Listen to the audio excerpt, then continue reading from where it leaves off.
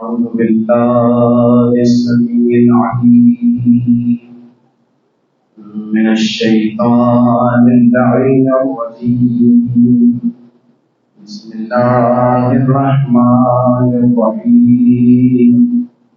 رب اشرح لي صدري ويسر لي أمري واحلل عقدة من لساني يفقهوا قولي.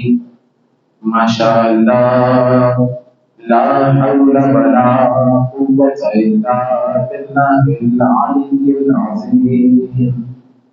بسم الله الرحمن الرحيم. الحمد لله الذي هو خير معروف عرف وارفع منصوب وصف وأعلى محمود حمد وأكبر مقصود قصد وأفضل معبود عبد. ثم الصلاة والسلام والتحية والإكرام على أشرف الأنبياء والمرسلين خاتم النبيين شفيع المذنبين رحمة للعالمين سيدنا ومولانا ومولى الثقلين ومولى الكونين جد الحسنين علي أبو القاسم محمد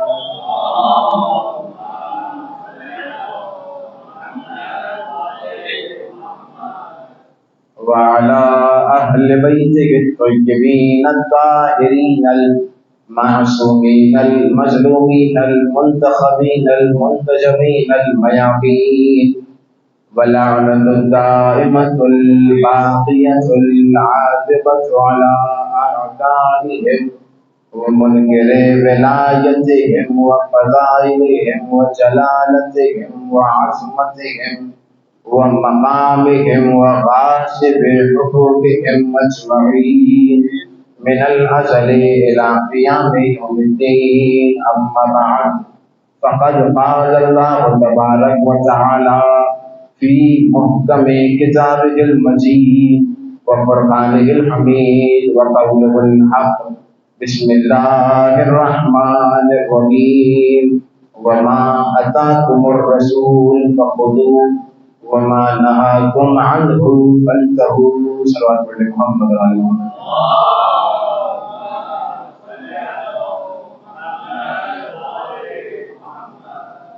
حمد ہے اس پروردگار عالم کی کہ جس نے گناہوں اور بلا زندگی گزارنے والوں کو شفاعت حاصل کرنے کے لیے ایک مرتبہ پھر فرش علیہ حسینی عطا کر دیا.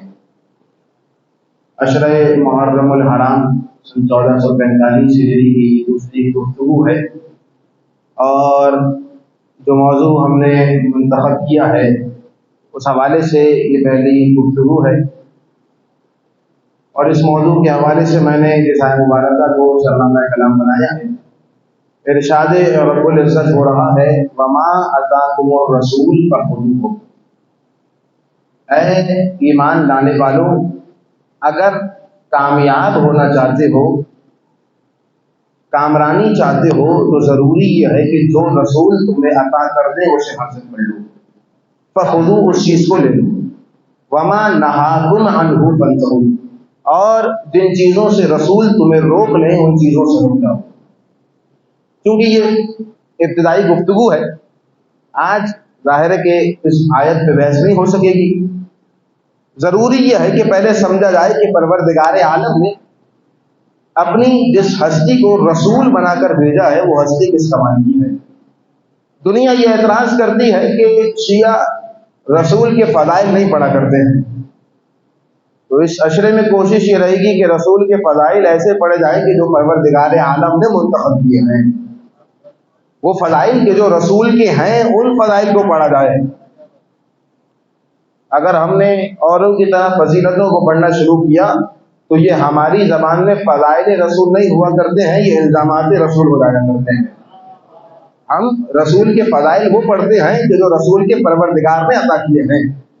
اور پروردگار عالم نے اپنے رسول کو واضح کرتے ہوئے ایک آیت میں ارشاد فرمایا بسم اللہ الرحمن الرحیم یا ایھا الناس قد جاءکم برہان من ربکم وانزلنا الیکم نورا مبینا. توجہ رکھیے گا، مکمل جوڑ جائے گا. یہاں سے گفتگو کا آغاز کر رہا ہوں. ایک صلوات پڑھ لیں محمد علی محمد کی.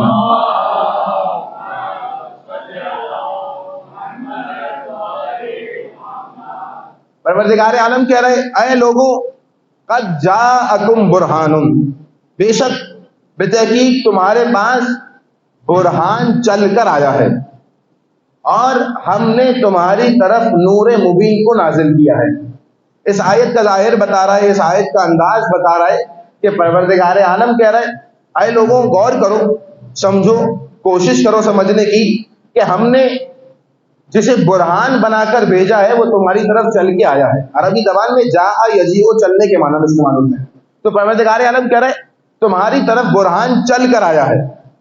اس آیت کا انداز بتا رہا ہے کہ جس شخصیت کو یا جس چیز کو پروردگار عالم برہان کہہ رہا ہے وہ ایک ایسی چیز ہے جو چلا بھی کرتی ہے، جو بولا بھی کرتی ہے، جس کے پاس انداز بھی ہے، جس کے پاس کردار بھی ہے، جس کے پاس گفتار بھی ہے. اور اہل سنت اور تشیع کا اجماع اس بات پر ہے کہ اس آیت میں پروردگار عالم نے جسے برہان کہا ہے وہ ہمارے رسول ہیں. یعنی پروردگار عالم کہہ رہا ہے اے لوگوں تمہاری جانب برہان چل کر آیا ہے. توجہ رکھیے گا. اب جانتے ہیں یہ برہان کسے کہا جاتا ہے؟ اردو میں برہان اور دلیل ایک ہی معنی میں استعمال ہوتا ہے. ہم برہان کو دلیل کہہ دیتے ہیں، دلیل کو برہان کہتے ہیں، لیکن حقیقت میں برہان اور دلیل میں زمین اور آسمان کا فرق ہے. عربی زبان میں دلیل بھی استعمال ہوتا ہے اور برہان بھی استعمال ہوتا ہے، لیکن دونوں میں یعنی برہان میں اور دلیل میں فرق یہ ہے کہ ایک ایسی دلیل جس میں نقص پایا جاتا ہو، ایک ایسی دلیل کہ جس کی مثال کوئی اور دلیل ہو سکتی ہو، ایک ایسی دلیل جس میں عیب موجود ہو اسے دلیل کہا جاتا ہے، لیکن وہ کہ جس میں کوئی عیب نہ ہو اسے برہان کہا جاتا ہے. وہ کہ جس کی جیسی کوئی اور چیز نہ ہو اسے برہان کہا جاتا ہے. میں جملہ آپ کے حوالے کر رہا ہوں، وہ کہ جس کے جیسا کوئی اور نہ ہو اسی کو برہان کہا جاتا ہے.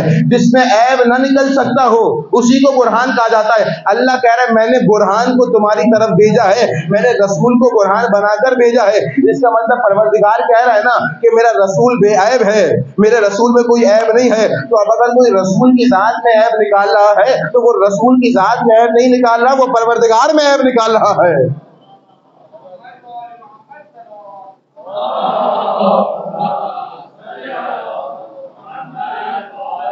توجہ، کیا کہہ رہا ہے پروردگار؟ اور کرو میں نے تمہاری جانب برہان کو بھیجا ہے. برہان جانتے میں نے بھی آپ کے سامنے واضح کیا، برہان کہا جاتا ہے جس میں کوئی عیب نہ ہو. پہچانیے مقام عظمت، پہچانیے رسول خدا کی کہ اللہ کہہ رہا ہے کہ یہ برہان ہے. پروردگار عالم نے 1,24,000 انبیاء کو بھیجا، لیکن 1,24,000 انبیاء میں سے ہر نبی کو برہان بنا کر نہیں بھیجا ہے، ہر نبی کو دلیل دے کر بھیجا ہے. توجہ رکھیے گا، پروردگار نے ہر نبی کو برہان بنا کر نہیں بھیجا بلکہ ہر نبی کو دلیل بنا کر بھیجا ہے، ہر نبی کو دلیل دے کر بھیجا ہے. ہر نبی آئے اور اس دنیا میں آنے کے بعد نبیوں نے کہا کہ اللہ ہے، اللہ کو مانو. لوگوں نے کہا اللہ کو کیسے پہچانے؟ کہا یہ سورج نظر آ رہا ہے، سورج کو دیکھو اللہ کو پہچانو. کہا اچھا، چاند کو دیکھو اللہ کو پہچانو، زمین کو دیکھو اللہ کو پہچانو، آسمان کو دیکھو اللہ کو پہچانو، ستاروں کو دیکھو اللہ کو پہچانو. یعنی ہر نبی کو پروردگار نے دلیل دے کر بھیجا ہے، لیکن ہمارے نبی کو برہان بنا کر بھیجا ہے.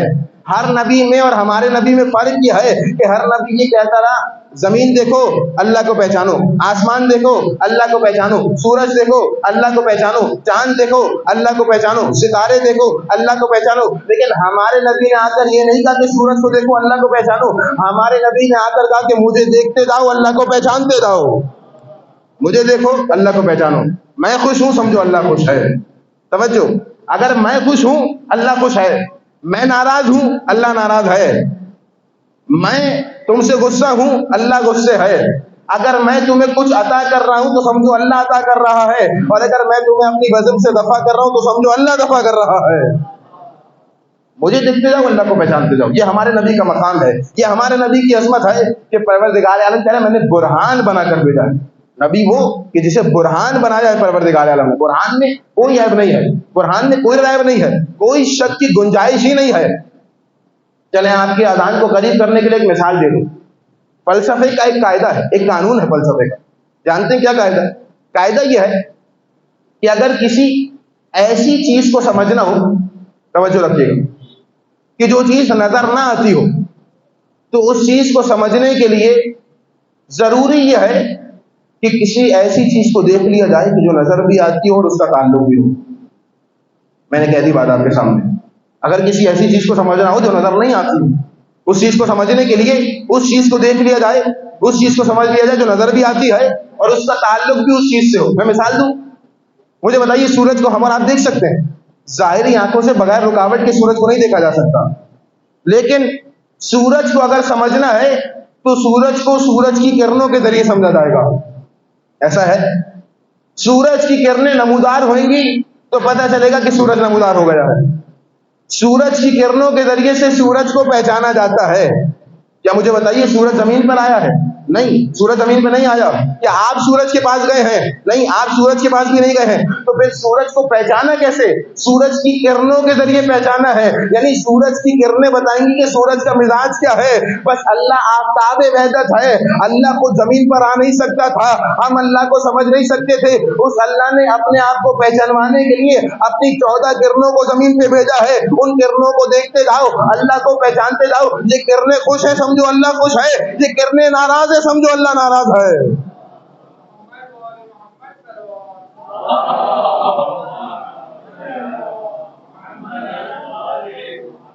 چودہ کو اللہ نے اپنی کرنیں بنا کر بھیجا ہے. توجہ، کرنوں کو سمجھتے ہیں آپ؟ میں کہوں پروردگار کیسے پتا چلے کہ تو کون ہے اور تیری کرن کیا ہے؟ تو کون ہے، تیری شعائیں کیا ہیں؟ تو کون ہے، تیری کرنیں کیا ہیں؟ ہو سکتا ہے پروردگار کہے سمجھنا ہے تو یوں سمجھو کہ میں رحمت کا خزانہ ہوں، میری کرن رحمت للعالمین.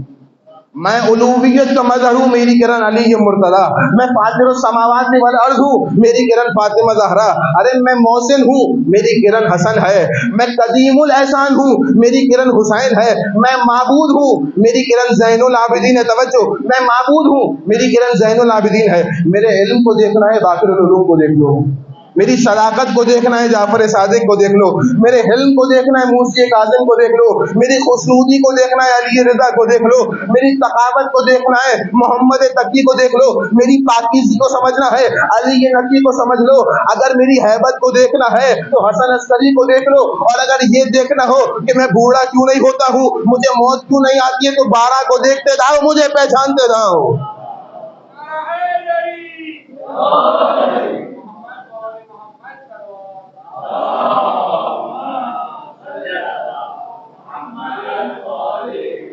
توجہ، میں بہت عظیم گفتگو پیش کر رہا ہوں آپ کے سامنے. کیا کہہ رہے ہیں پروردگار؟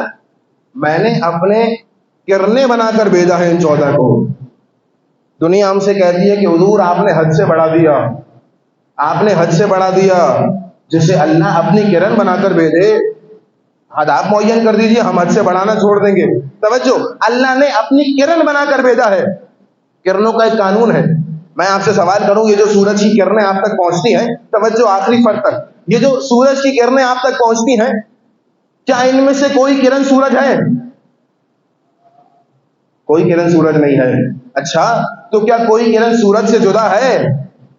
نہیں، کوئی کرن سورج سے جدا بھی نہیں ہے. کوئی کرن سورج سے جدا بھی نہیں ہے، کیونکہ اگر کرن سورج سے جدا ہو جائے تو وہ کرن نہ رہے. اللہ نے 14 کو اپنی کرنیں بنا کر بھیجا ہے، یعنی نہ یہ 14 اللہ ہے نہ اللہ سے جدا ہے. نہ اللہ ہے. بہت گھبرا کے سن رہے ہیں آپ، اللہ صلوات پڑھنے محمد علی محمد کی دعوت.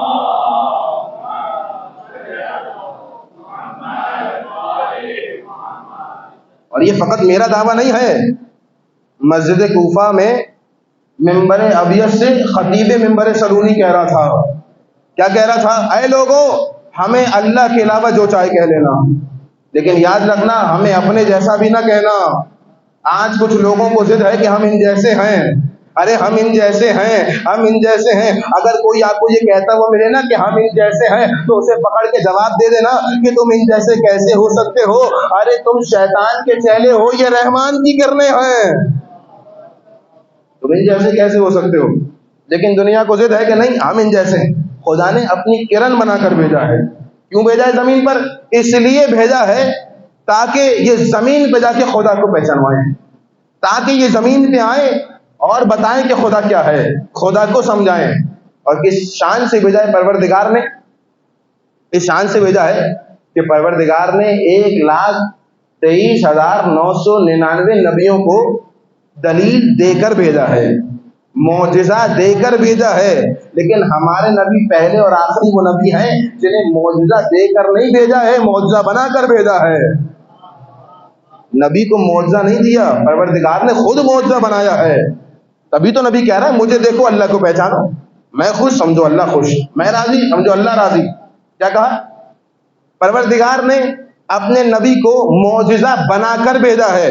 نبی کی ذات پہ غور کریں، جب آپ نبی کی ذات پہ غور کریں گے تو آپ یہ پائیں گے کہ نبی کا اول بھی معجزہ، نبی کا آخر بھی معجزہ، نبی کا ظاہر بھی معجزہ، نبی کا باطن بھی معجزہ، نبی کی ابتدا بھی معجزہ، نبی کی انتہا بھی معجزہ، نبی کی چال بھی معجزہ، نبی کی ڈھال بھی معجزہ، نبی کے گال بھی معجزہ، نبی کے بال بھی معجزہ۔ بال معجزہ ہیں نبی کے، نہیں ہے بال معجزہ ہیں؟ دلیل پیش کروں آپ کے سامنے کیوں نبی کے بال معجزہ ہیں۔ مامون کا دربار سجا ہوا ہے، دلیل سنیے گا، پہنچ گئے آپ حضرات، سماعتوں پہ سلام۔ مامون کا دربار سجا ہوا ہے اور اتنے میں دروازے سے ایک شخص داخل ہوا اور تاریخ نے لکھا کہ اس کے آتے ہی پورا دربار معطر ہو گیا، خوشبو پورے دربار میں پھیل گئی۔ مامون نے کہا کہ خلیفہ ہم ہیں، بادشاہ ہم ہیں، ایسی کون سی خوشبو ہے تمہارے پاس کہ تمہارے آتے ہی پورا دربار معطر ہو گیا؟ ارے ہمارے پاس وہ خوشبو نہیں ہے۔ وہ کہتا ہے کہ اے خلیفہ میرے پاس کوئی عطر نہیں ہے، یہ جو خوشبو آپ محسوس کر رہے ہیں یہ کوئی عطر کی خوشبو نہیں ہے، بلکہ میرے پاس بال رسول موجود ہیں، یہ نبی کے بال ہیں کہ جن بالوں سے خوشبو اٹھ رہی ہے۔ اب بھی کوئی نبی کو اپنے جیسا کہتا ہے، ارے بھائی تم وہ مرنے کی کچھ دیر بعد بدبو پھیلانے لگتے ہو، نبی وہ ہے کہ جن کے بال کئی سالوں بعد بھی خوشبو پھیلایا کرتے ہیں۔ یہ جو خوشبو آ رہی ہے یہ نبی کے بالوں کی خوشبو ہے۔ اس نے بال رکھ دیے نبی خلیفہ کے سامنے، مامون کے سامنے بال ہیں اور کل 8 بال موجود ہیں۔ اب پریشان ہے، تاکہ اگر کسی نے پوچھ لیا کہ آپ رسول کی جگہ پر بیٹھے ہوئے ہیں، بتائیے کہ بھئی ان میں سے کون سے بال رسول کے ہیں، کون سے بال رسول کے نہیں ہیں، تو کیا جواب دیں گے؟ مشکل میں تھا، پریشان تھا، کہ نبی سے تعلق تو ہے نہیں، تو کیسے پتا چل جائے کہ کون سے بال نبی کے ہیں کون سے بال نبی کے نہیں ہیں۔ پریشانی کے عالم میں کسی نے کہا بھائی پریشان ہو، پریشان ہونے کی ضرورت کیا ہے، مشکل میں ہو تو مشکل کشا کو بلا لو، مشکل کشا آئیں گے تمہاری مدد کریں گے۔ اس وقت کے مشکل کشا کا نام تھا علی رضا، اس کا مطلب لوگوں کو پتا تھا کہ اگر مشکل کشا کوئی ہوگا تو وہ اس وقت کا امام ہی ہوگا، امام کے علاوہ کوئی اور مشکل کشا نہیں ہوگا۔ اس کا مطلب دنیا کا دستور یہ رہا ہے، توجہ میری جانب، دنیا کا دستور یہ رہا ہے کہ جب مشکل میں پڑا کرتے ہیں، مشکل سے نکلنے کے لیے مشکل کشا کو بلایا کرتے ہیں۔ اور تاریخ نے ایک شخص کا جملہ بھی لکھ دیا کہ وہ بڑے مسکرا کے خوش ہو کے بڑے ادب انداز سے کہا کرتے تھے، لولا علی، اگر علی نہ ہوتے تو میں ہلاک ہو جاتا۔ توجہ، میں ایک نتیجہ آپ کے سماعتوں کے حضور پیش کرنا چاہ رہا ہوں۔ بھائی انہوں نے کہا ہے اگر علی نہ ہوتے میں ہلاک ہو جاتا، علی نہ ہوتے میں ہلاک ہو جاتا، اور ایک مرتبہ نہیں، 2 مرتبہ نہیں، 70 مرتبہ جملہ موجود ہے، علی نہ ہوتے میں ہلاک ہو جاتا، علی نہ ہوتے میں ہلاک ہو جاتا۔ بھائی یہی تو ہم دنیا والوں کو سمجھانا چاہتے ہیں کہ جو علی اپنے دشمن کو دنیا میں 70 مرتبہ بچا سکتا ہو، کہ اپنے باپ کو 1 مرتبہ نہیں بچا سکتا ہے؟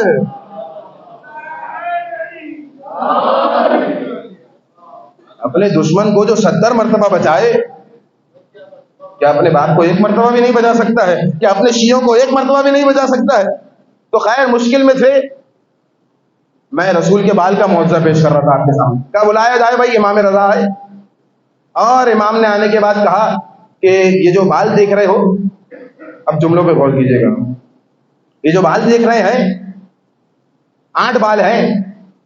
امام نے 8 میں سے 3 کو الگ کیا، کہ یہ 3 میرے رسول کے نہیں ہیں، یہ 3 میرے رسول کے نہیں ہیں، ان تینوں کا میرے رسول سے کوئی تعلق نہیں ہے۔ 5 کو الگ کر لیا کہ ہاں یہ 5 میرے رسول کے ہیں۔ اب وہ جو مشکل میں مدد کے لیے بلا رہا تھا، خود اس کا انداز تبدیل ہو گیا، فرزند رسول یہ آپ نے کیسے کہہ دیا کہ یہ 3 آپ کے رسول کے نہیں ہیں؟ یہ 3 آپ کے جد کے نہیں ہیں، یہ 5 آپ کے جد کے ہیں۔ امام نے مسکرا کے فرمایا کیونکہ ان 5 میں سے مجھے اپنی خوشبو آ رہی ہے، چونکہ مجھے ان 5 سے اپنی خوشبو آ رہی ہے، لہذا یہ میرے رسول کے ہیں، لہذا یہ میرے جد کے ہیں۔ کہا نہیں، آپ کو دلیل پیش کرنی پڑے گی، دلیل تو دیجیے۔ یہ کیسی دلیل ہوئی کہ یہ 3 آپ کے جد کے نہیں ہیں؟ میرا خیال ہے اس کو عدد سے نفرت ہونے لگی تھی، کیسے کہہ رہے ہیں 3 آپ کے رسول کے نہیں ہیں؟ رسول امام نے فرمایا اچھا یہی بات ہے تو ایسا کرو کہ ہم ابراہیم کے خاندان سے ہیں، آگ منگوا لو۔ اور تاریخ نے کہا کہ آگ آئی، جیسے ہی آگ منگوائی گئی امام نے 3 کو اٹھایا، آگ میں ڈالا، 3 جل گئے۔ 3 بالوں کو اٹھایا، آگ میں ڈالا، 3 بال جل گئے، چونکہ رسول کے نہیں تھے لہذا جل کے راکھ ہو گئے۔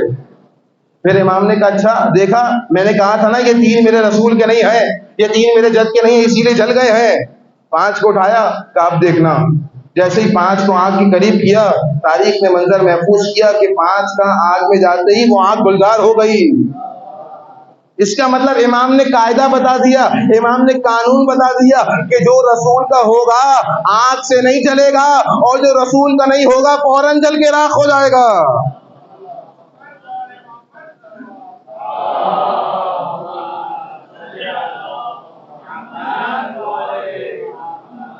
میری کل کی گفتگو یاد ہے آپ حضرات کو؟ میں نے کہا تھا نا کیسے پتا چلے کون رسول کے ہیں کون رسول کے نہیں ہیں؟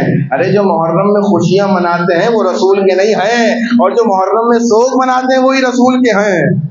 امام نے بتایا یہ 3 چونکہ میرے جج کے نہیں تھے اسی لیے جل گئے۔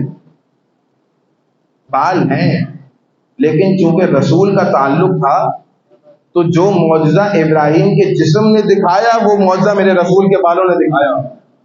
فرق کیجیے عزیزان گرامی، رسول کے بال جن میں جان نہیں ہوا کرتی، مجھے بتائیے بال بے جان ہیں یا نہیں ہیں؟ ایک شخص آیا چھٹے امام کی خدمت میں، ہندوستان کا طبیب تھا، حکیم تھا، آ کے کہتا ہے کہ فرزند رسول اللہ تعالیٰ نے کیوں بالوں میں جان نہیں رکھی، کیوں ناخن میں جان نہیں رکھی؟ امام نے فرمایا حکیم ہو کے اس کی حکمت کو نہیں سمجھتا ہے۔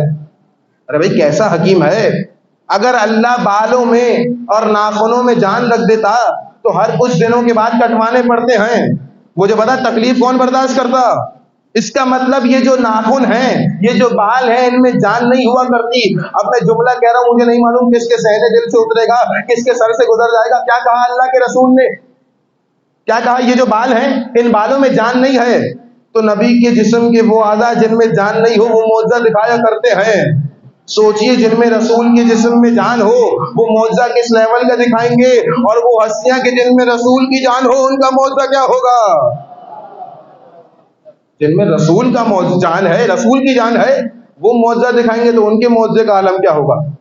تو یہ نبی کے بال معجزہ ہے، آگ میں ڈالا گیا، آگ گلزار ہو گئی۔ فقط بالوں کے معجزات پیش کرتا جاؤں آپ کے سامنے تو روایت کثیر ہے۔ ایک روایت ہے، توجہ، کہ نبی نے ایک مرتبہ اپنے بالوں کو کٹوایا اور ایک صحابی رسول نے دیکھا کہ بھائی نبی کے بال ہیں، احتراماً بالوں کو چن لیا اور نبی کے بالوں کو چننے کے بعد اپنے گھر لے گیا۔ کیوں گھر لے گیا؟ تاکہ نبی کے بالوں سے تبرک حاصل کر لے۔ کون ہے؟ صحابی رسول۔ نبی کے بال گھر کیوں لے گیا؟ تاکہ تبرک حاصل ہو جائے۔ اس کا مطلب نبی کے صحابہ بھی تبرک کو مانا کرتے تھے، تبرک کے لیے گھر لے گیا۔ گھر میں جانے کے بعد بال رسول کو الماری میں رکھا، سو گیا۔ صبح رسول کے بعد دوڑا آیا، یا رسول اللہ عجیب معجزہ میں نے کل رات دیکھا۔ بھائی کیا معجزہ دیکھا؟ کہ جس الماری میں میں نے آپ کے بال لگے تھے پوری رات تلاوت قرآن کرتے رہے ہیں۔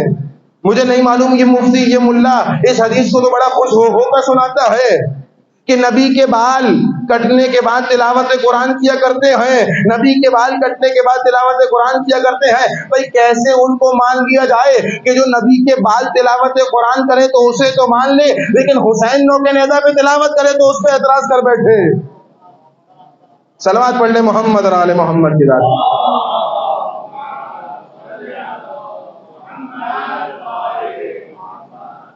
بھائی نبی کے بال اگر کٹنے کے بعد تلاوت کریں تو اس میں کوئی اعتراض نہ ہو، لیکن حسین جس میں نبی کی جان ہے وہ تلاوت کریں، اعتراضات ہو جایا کرتے۔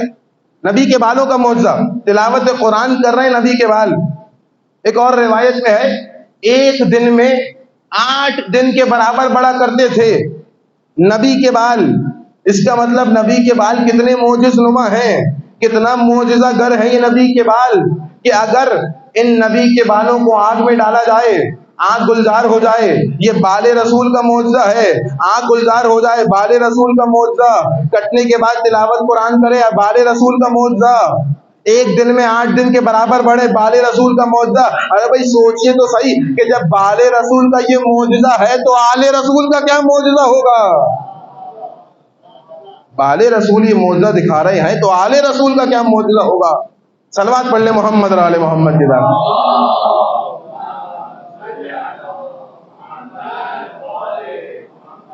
یہ نبی کے بعد اس قدر معجزہ دکھا رہے ہیں. میں نے کیا کہا, پروردگار نے جس نبی کو بھیجا ہے مجسم معجزہ ہے ہمارے نبی. روایت میں لکھا 120 معجزات فقط نبی کی ذات میں تھے. معمولی بات ہے, 120 معجزات. نبی جس مقام سے گزر جایا کرتے تھے کئی دن بعد بھی لوگ خوشبو سے پہچان لیا کرتے تھے کہ یہاں سے نبی گزرے ہیں. نبی اگر چادر اوڑھ کے سو رہے ہوں لوگ پہچان نہیں پاتے تھے کہ نبی سو رہے ہیں یا کوئی چراغ جل رہا ہے. چراغ کو روشنی جس کی وجہ سے ملے اسے نبی کہا جاتا ہے. اس قدر معجزہ ہے. اس کے علاوہ تاریخ نے لکھا کہ نبی کے معجزات میں سے ایک معجزہ یہ تھا کہ نبی کے جسم کا سایہ نہیں تھا. سایہ نہیں ہے نبی کے جسم میں. اور بعد رسول اس پہ کئی بحثیں ہوئی ہیں اصحاب کی کہ بھائی نبی کا سایہ کیوں نہیں تھا.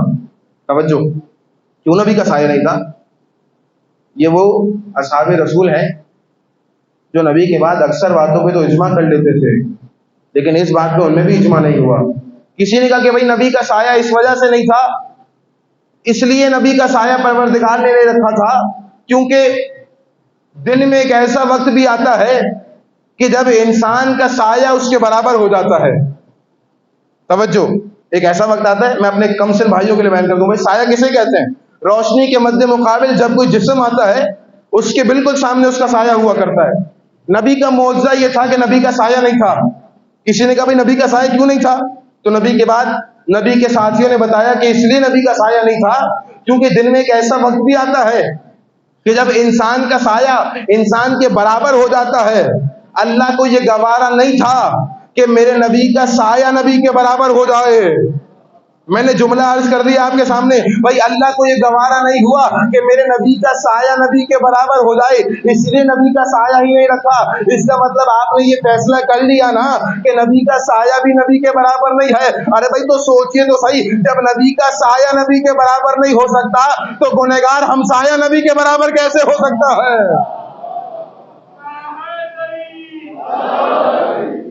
تو پھر گنہگار ہمسایہ نبی کے برابر کیسے ہو سکتا ہے. نبی کا سایہ نبی کے برابر نہیں تھا. کسی نے کہا کہ بھائی نبی کا سایہ اس وجہ سے نہیں تھا کیونکہ ہم رسول کے ساتھ سفر کیا کرتے تھے اور سفر کے دوران یہ ممکن تھا کہ جانے انجانے میں ہمارے قدم نبی کے سائے پر آ جائیں. توجہ, اللہ کو اپنا حبیب اتنا پسند ہے, اتنا عظیم ہے یہ رسول کہ اللہ کو یہ گوارا نہیں ہوا کہ میرے نبی کے سائے پر کسی امتی کے قدم آ جائیں. توجہ, میں نے کہہ دی بات آپ کے سامنے, مجلس تمام ہونے والی ہے. بھائی اللہ کو یہ پسند نہیں تھا کہ میرے نبی کے سائے پر کسی کے قدم آ جائے. توجہ, میرے نبی کے سائے پر کسی کے قدم آ جائے. اس کا مطلب آپ نے یہ فیصلہ کر لیا نا کہ نبی کے صحابہ اور ہوا کرتے ہیں, نبی کے اہل بیت اور ہوا کرتے ہیں. ارے بھائی جن کو نبی کے سائے پر بھی قدم رکھنے کی اجازت نہ ہو انہیں اصحاب رسول کہا جاتا ہے, اور جو نبی کے شانوں پر قدم رکھے انہیں اہل بیت رسول کہا جاتا ہے.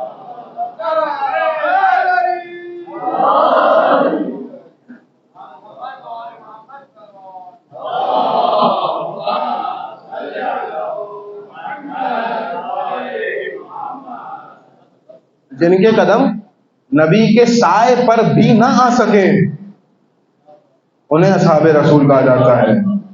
جن کے قدم نبی کے شانوں پر آ جائیں انہیں اہل بیت رسول کہا جاتا ہے. فرق آپ خود کر رہے ہیں. نبی کے جسم کے اتنے معجزات, نبی کا سایہ نہیں تھا. اور میں نے آپ کے سامنے عرض کیا کہ کائنات میں ہر چیز کا سایہ ہوا کرتا ہے. لطیف ترین شے ہے یہ پانی، لیکن پانی کا بھی سایہ ہوا کرتا ہے. ہر چیز کا سایہ ہوا کرتا ہے، لیکن ایک چیز ہے جس کا سایہ نہیں ہوتا. وہ کون سی چیز ہے؟ خود سایہ. سایہ کا سایہ ہوتا ہے؟ نہیں ہوتا. یعنی سایہ کا سایہ نہیں ہوا کرتا، باقی ہر چیز کا سایہ ہوا کرتا ہے. یہی وجہ ہے کہ اہل سنت کا ایک بہت بڑا نام علامہ زرقانی، ان سے جب کسی نے پوچھا کہ بھائی نبی کا سایہ کیوں نہیں تھا، توجہ، انہوں نے کہا کہ لأنه صلی اللہ علیہ وآلہ وسلم کان ذل اللہ وَأَنَّ ذِلَّ اللَّهِ لَا يَكُونَ لَهُ ذِلٌّ. انہوں نے فرمایا، انہوں نے کہا کہ بھئی چونکہ نبی خود اللہ کا سایہ تھے، اور جو خود اللہ کا سایہ ہو جائے اس کا سایہ نہیں ہوا کرتا ہے. یہ جملہ میں نے آپ کے سامنے کہا، آپ نے بڑے خوش ہو کے سنا، داد بھی دی اس جملے پر. میں نے پہلی مرتبہ یہ جملہ سنا، میں بھی بڑا خوش ہوا. لیکن جسے علم کی بھیک در آل محمد سے ملا کرتی ہے، جنہیں باب الحوائج کے در سے علم ملا کرتا ہے، وہ ان چھوٹی موٹی باتوں میں نہیں آیا کرتے. بھائی کیا کہا انہوں نے؟ کیونکہ نبی اللہ کا سایہ تھے اسی لیے نبی کا سایہ نہیں تھا. ہم نے کہا اچھا، پھر مجھے بتائیے لباس کا تو سایہ ہونا چاہیے تھا. جو نبی نے لباس پہنا، لباس کا بھی سایہ نہیں تھا. جو نبی نے انگشتری پہنی تھی، اس انگشتری کا بھی سایہ نہیں تھا. توجہ، آپ نہیں پہچان سکتے، میں کہاں لے جاؤں گا آپ حضرات کو. بھائی کیوں نبی کا سایہ نہیں تھا؟ کیونکہ نبی خود اللہ کا سایہ تھے. اچھا، تو جو لباس نبی نے پہنا تھا، لباس کا تو سایہ ہونا چاہیے تھا. وہ جو انگشتری نبی نے پہنی تھی، انگشتری کا تو سایہ ہونا چاہیے تھا. وہ جو نالین نبی نے پہنی تھی، نالین کا تو سایہ ہونا چاہیے تھا. تو اس کا مطلب انہوں نے کہا کہ نہیں بھائی، لباس کا سایہ اس لیے نہیں تھا کیونکہ لباس نبی سے منسوب ہو گیا تھا. نالین کا سایہ اس لیے نہیں تھا کیونکہ نالین نبی سے منسوب ہو گئے تھے. توجہ، انگشتری کا سایہ اس لیے نہیں تھا کیونکہ یہ انگشتری نبی سے منسوب ہو گئی تھی. اس کا مطلب انہوں نے بتا دیا نا کہ جو چیز نبی سے تعلق جوڑ لیتی ہے وہ بھی معجزہ دکھانے لگتی ہے. جس چیز کا تعلق نبی سے جڑ جاتا ہے وہ بھی معجزہ دکھانے لگتی ہے. تو اب یہ کیسے پہچانے کہ کن کا تعلق نبی سے ہے، کن کا تعلق نبی سے نہیں ہے؟ بس اتنا پوچھ لو، معجزہ دکھا سکتے ہو یا نہیں دکھا سکتے؟ اگر معجزہ دکھا سکتے ہیں مطلب تعلق نبی سے ہے، اگر نہیں دکھا سکتے مطلب نبی سے تعلق نہیں ہے. تو بھائی آپ کے نزدیک جو نبی سے سب سے زیادہ قریب تھے، جن کا تعلق سب سے زیادہ تھا، ان سے پوچھئے معجزہ دکھا سکتے یا نہیں دکھا سکتے؟ اور وہ معجزہ نہیں دکھا سکتے. کیوں نہیں دکھا سکتے؟ وہ بیچارہ معجزے کیسے دکھا گئے جو میدان سے بھاگتے ہوئے گھوڑے کو نہ روک سکتا ہو. جو میدان سے بھاگتے ہوئے گھوڑے کو نہ روک سکتا ہو. یہ جملہ میرا نہیں ہے، خود ان کا جملہ ہے کہ جب پوچھا بھائی کیوں بھاگ گئے تھے، ہم تھوڑی بھاگے تھے، ہمارا گھوڑا بھاگ گیا تھا، گھوڑے کو روک نہیں پا رہے تھے. تو جو اپنے گھوڑے کو نہ روک سکتا ہو وہ معجزے کیسے دکھا سکتا ہے؟ اس کا مطلب جن کا تعلق نبی سے جڑ جاتا ہے وہ بھی معجزے دکھانے لگتے ہیں. توجہ،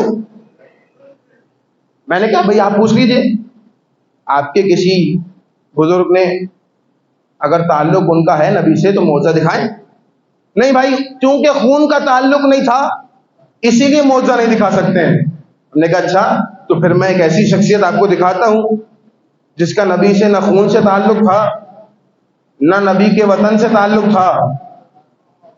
ایران کے رہنے والے فارس کا ایک آدمی نام سلمان فارسی، ایران سے چلا مکے پہنچا، مکے سے چلا مدینے آیا، رسول سے تعلق جڑ گیا، سلمان محمدی کہلایا. مجھے بتائیے معجزہ دکھایا یا نہیں دکھایا؟ تاریخ نے لکھا کہ جب سلمان فارسی کا آخری وقت تھا، توجہ، تو سلمان نے کہا ہے لوگوں مجھے غسل نہ دینا، مجھے کفن نہ پہنانا، بس جب میں اس دنیا سے چلے جاؤں تو چادر اڑا دینا. کیوں؟ کیونکہ مجھے غسل دینے خود میرا مولا آئے گا، مجھے کفن پہنانے خود میرا مولا آئے گا. مدائن عراق میں اس دنیا سے گئے ہیں، عراق میں جنازہ رکھا ہوا ہے، علی مدینے میں ہے، اور دنیا نے دیکھا. معجزہ دیکھیے گا سلمان نے کیا معجزہ دکھایا. دنیا نے دیکھا کہ اچانک مدائن میں ایک گرد کا دامن اٹھا، علی نمودار ہوئے. جیسے ہی علی کو آتے دیکھا، علی اس حجرے میں آئے جہاں سلمان کی لاش رکھی ہوئی تھی. علی نے سلمان کو دیکھا، سلمان کی لاش میں کپڑا تھا. علی نے سلمان کو مخاطب کر کے کہا السلام علیکم یا سلمان، اے سلمان تجھ پر علی کا سلام ہو. جیسے ہی علی نے سلام کیا، سلمان نے مرنے کے بعد معجزہ دکھایا، اٹھ کر بیٹھ گئے، کہا یا علی آپ پر بھی سلمان کا سلام ہو. معجزہ دکھایا ہے سلمان نے. میں کہوں اے سلمان کیا کر رہے ہو؟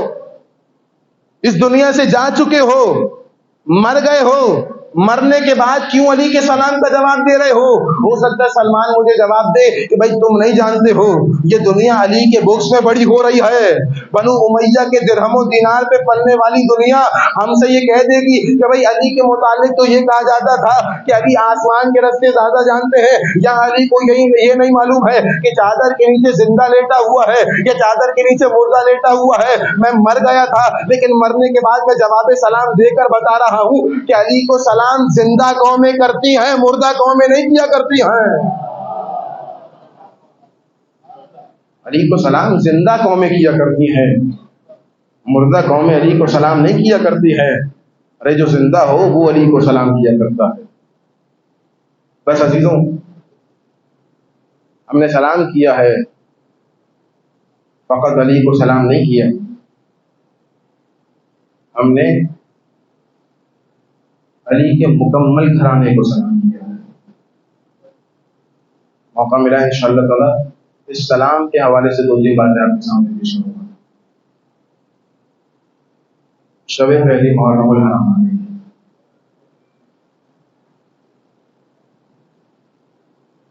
اب مصائب پڑھنے کی ضرورت نہیں ہے, بس عزادار یہ سوچتا جائے کہ زہرا کا پورا گھر اجڑنے والا ہے اور وہ اٹھ جائے گا. عجیب کیفیت ہے ہماری. عزاداری کا انتظار ہم سب کر رہے ہیں, حسین پہ دن و رات گریہ کر رہے ہیں. عزیزوں ایک جملہ عرض کروں, کسی نے چھٹے امام سے پوچھا مولا ہم نے دیکھا ہے کہ کسی بھی مرنے والے پر اس کے مرنے کے بعد یا اس کے قتل کے بعد اس پر گریہ کیا جاتا ہے, لیکن ہم نے آپ کو اور آپ کے شیعوں کو دیکھا ہے کہ جہاں محرم کا چاند نمودار ہوتا ہے اور وہاں آپ لوگ گریہ شروع کر دیتے ہیں. ہے نا, یہ جملہ تو آپ نے سن رکھا ہے نا کہ محرم کا چاند مدینے والے آسمان پہ نہیں دیکھا کرتے تھے,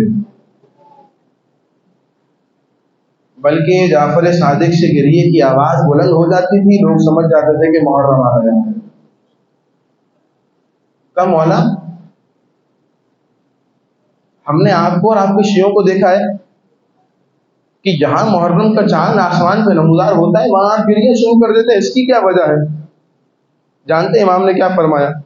امام نے فرمایا اذا حل ہلال محرم نشرت الملائکۃ قمیص الحسین. امام نے فرمایا جب محرم کا چاند آسمان پہ نمودار ہوتا ہے نا تو ملائکہ حسین کی قمیص کو, حسین کے کرتے کو آسمان پہ لہرانا شروع کرتے ہیں. اس کرتے کی صفت جانتے ہیں؟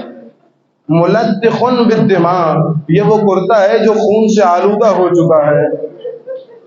ومحرک بالضروب السیوف, اور یہ وہ کرتا ہے جس کرتے میں جگہ جگہ تلواروں کے نشانات موجود ہیں. ارے ملائکہ اس کرتے کو لہرایا کرتے ہیں اور ہم اور ہمارے شیعہ بصیرت سے اس کرتے کو دیکھتے ہیں. بس جیسے ہی اس کرتے پہ ہماری نظر جاتی ہے ہمارا گریہ بلند ہو جاتا ہے. ارباب عزا میں ایک جملہ کہوں, ارے یہ کون سا کرتا ہے؟ یہ وہی کرتا ہے نا جس کرتے کو سیدہ سی دی جاتی تھی اور کہتی جاتی تھی انا للہ و انا الیہ راجعون.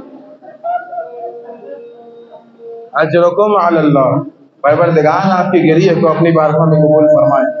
یہ کون سا کرتا ہے؟ یہ وہ کرتا ہے جسے حسین کی ماں ایک ہاتھ ٹوٹی ہوئی پسلی پہ رکھتی تھی, دوسرے ہاتھ سے سیتی جاتی تھی اور کہتی جاتی تھی زینب جب میرا حسین یہ کرتا مانگے تو سمجھ لینا اب میرا لال آنے والا نہیں ہے. اجرکم علی اللہ. کیا فرمایا امام نے؟ امام نے فرمایا یہ وہ کرتا ہے جس میں جگہ جگہ خون کے نشانات ہیں. ارے سوچئے اس کرتے میں کہیں علی اکبر کا خون ہے, کہیں علی اصغر کا خون ہے, کہیں قاسم کا خون ہے, کہیں میرے مولا حسین کا خون ہے. اور کیا فرمایا؟ یہ وہ کرتا ہے جس کرتے میں جگہ جگہ تلواروں کے نشانات موجود ہیں. آپ نے, میں انشاءاللہ بیان کروں گا آپ کے سامنے, میرے مولا حسین کے جسم پہ لگنے والے تیروں کے حوالے سے سنا ہے نا؟ امام فرمانے تلواروں کے نشان موجود ہیں. ارے یہ تلواریں کب پڑی ہیں؟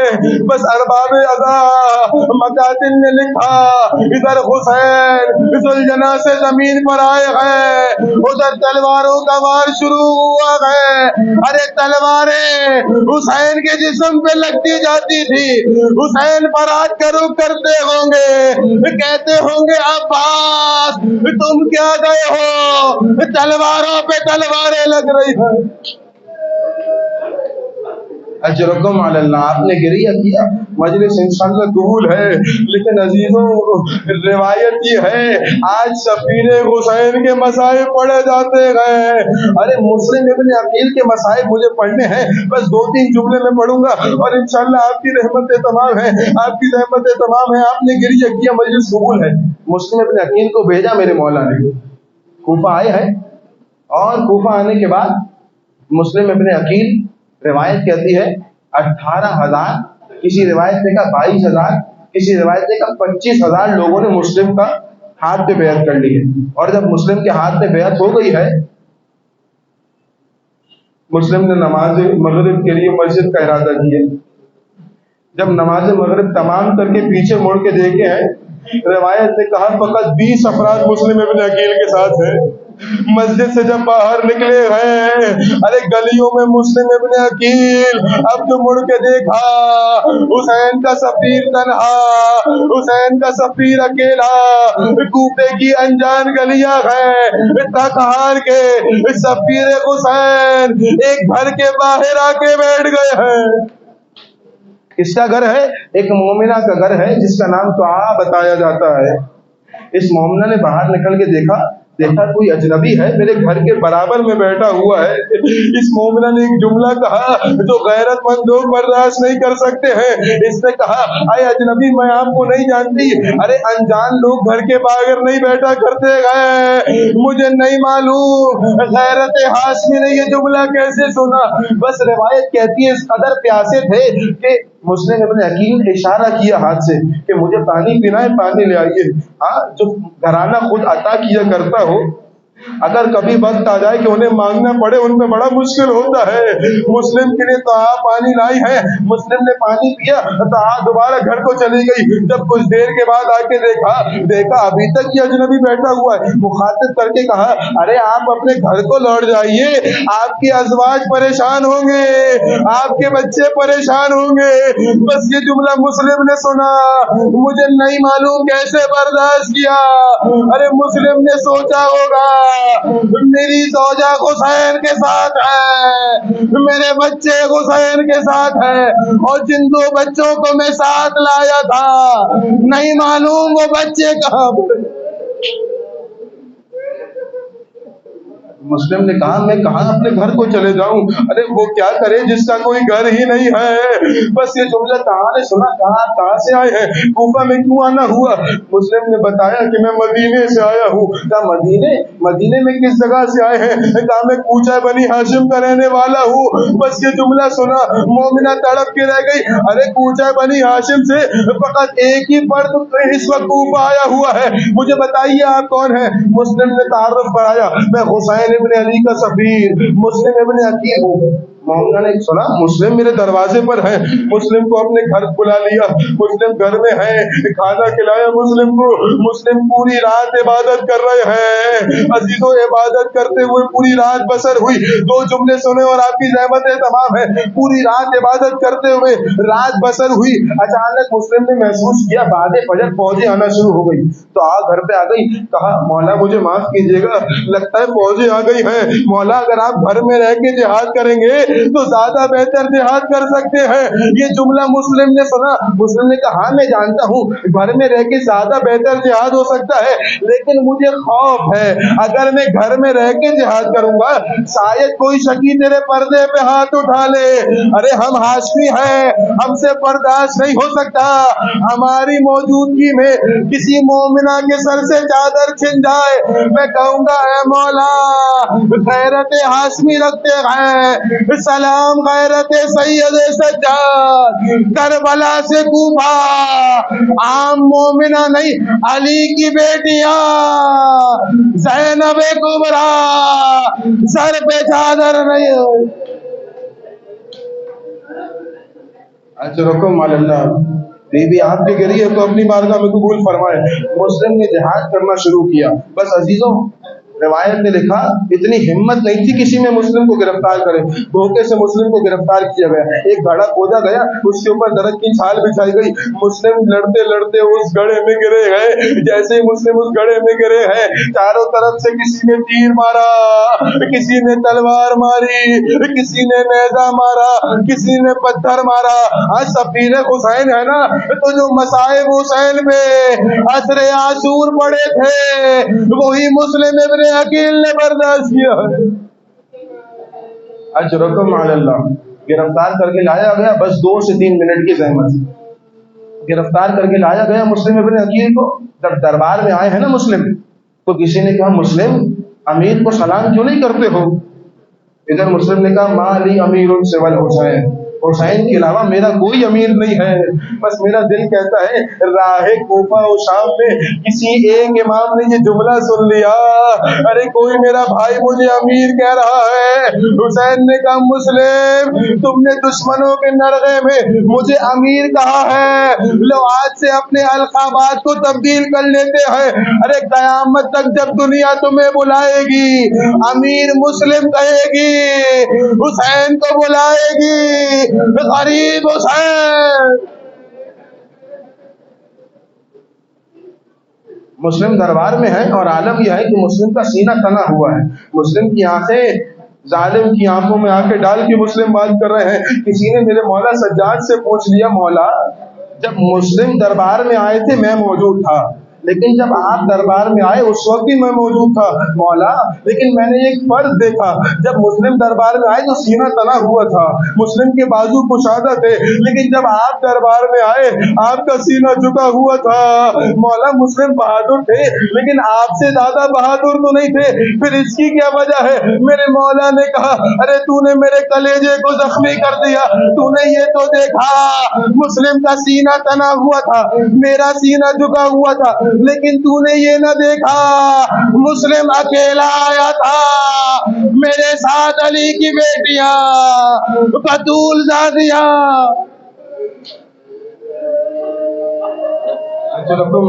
بس عزیزوں میں نے تمام کیا،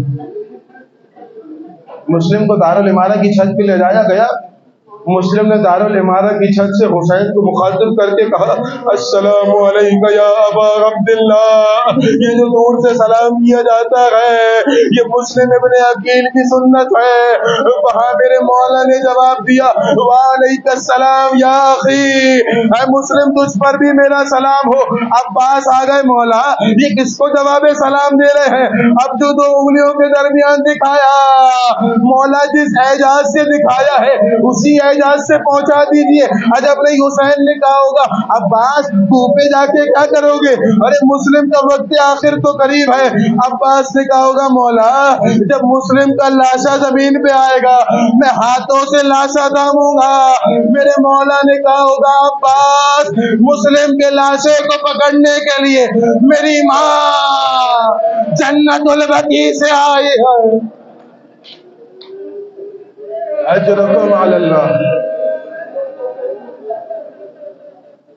میرے مولا نے کہا عباس ایسا کرو خیموں کو لگا دیا کرو۔ خیمے لگ گئے، جب خیمے لگ گئے نا ارباب عزا تو میرے مولا نے کہا اے زینب ذرا میری بہن کو تو بلا لاؤ، لیکن میری بہن سے کہنا اپنی ننھی یتیمہ کو بھی اپنا ہمراہ لائے، عاتقہ بھی ہمراہ ہے۔ جناب رقیہ آئی ہے، حسین نے جناب رقیہ کو دیکھا، جناب عاتقہ کو دیکھا، سر پہ دستے شبدت پھیرا، خاندان بنی ہاشم کی بچی تھی، سمجھ گئی ماموں آپ تو ایسے پیار کر رہے ہیں جیسے یتیموں کو پیار کیا جاتا ہے۔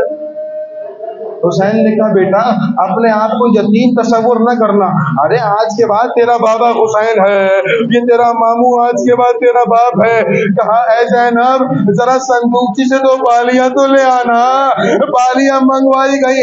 میں کہوں مولا عاتقہ کو بالیاں پہنائیے، یتیموں کا خیال کیجیے، لیکن مولا ذرا یہ بھی تو دیکھے کہیں ایسا نہ ہو آپ کی یتیمہ خیمے کے دروازے سے یہ منظر دیکھ رہی ہو، ذہن میں رکھ لے جب کوئی یتیم ہوتی ہے بالیاں پہنائی جاتی ہے، مولا یہ عاتقہ کا مقدر، وہ سکینہ کا مقدر، یا حسین جیسا کریم، وہاں شمر جیسا ملعون، کبھی تماچے کبھی تازیانے۔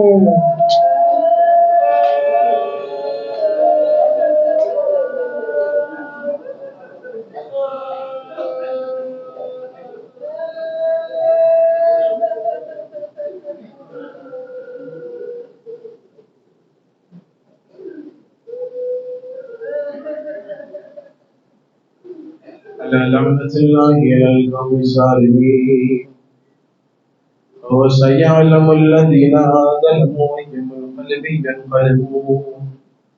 دعا ہے پروردگار عالم سے ہمارے ہماری اس قلیل عبادت کو اپنی بارگاہ میں قبول فرما۔ پروردگار تجھے واسطہ محمد علیہ محمد ہمارے آنسوں کو معراج رومان فاطمہ زہرا عطا فرما۔ پروردگار تجھے واسطہ محمد علیہ محمد کا جتنے مومنین تمہاں سے دعا کریں سب کی تمام حوائج شریعت کو پورا۔ پروردگار تجھے واسطہ محمد علیہ محمد کا جتنے مومنین اس وقت حسین کی عزاداری کر رہے سب کی تمام حوائج شریعت کو پورا۔ ہماری بے نور تڑپتی ہوئی آنکھوں کو کربلا کے دیدار سے ٹھنڈا کرنا۔ ظلم و جور کے خاتمے کے لیے اپنی آخری حجت امام زمانہ کے ظہور میں تعلیم، ہمیں ان کے اعمال اور انصار میں سے شمار فرما۔